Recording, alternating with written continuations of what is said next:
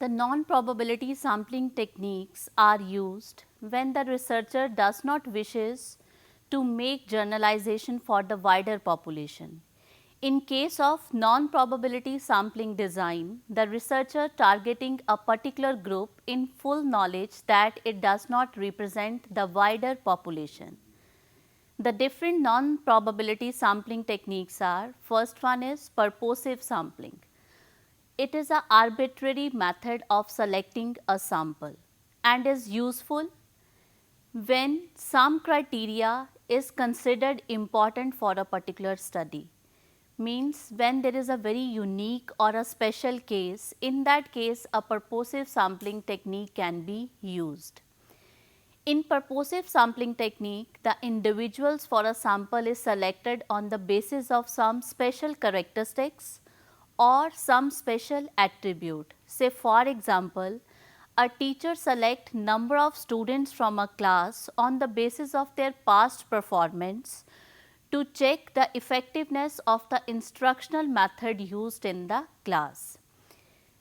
Another non-probability sampling technique is convenience sampling, that is also known as accidental or opportunity sampling. In convenience sampling, according to the convenience of the researcher can select the sample from a wider population.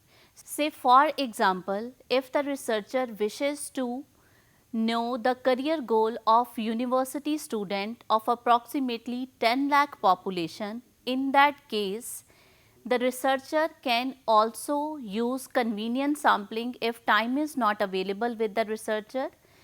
The individual who are easily accessible at that time or the individual to whom the researcher can conveniently approach, those can be act as respondent for the researcher. Another sampling technique is snowball sampling technique. It is also known as chain referral method. In snowball sampling technique, interpersonal relation plays an important role. The researcher identify a small number of individuals who have the characteristics in which they are interested. Say for example, if the researcher want to study the sex harassment cases in a technical institution, the researcher need to identify initially few of the cases, and depending upon their referral, the researcher can also select another member for the sample under study. Another sampling technique is quota sampling. In quota sampling, represent the significant characteristics of a wider population. Quota sampling is the modification of stratified random sampling. In quota sampling, the population is again divided into number of quotas. When the entire population is not present, in that case the quota sampling need to be used.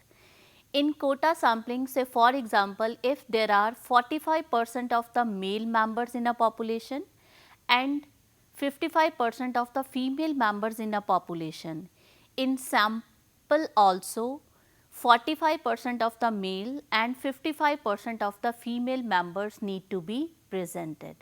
So, where we use different research design under non-probability sampling technique, convenience sampling is very useful for qualitative kind of research, and as per the convenience of the researcher, the one can select non-probability sampling technique, that is convenient sampling.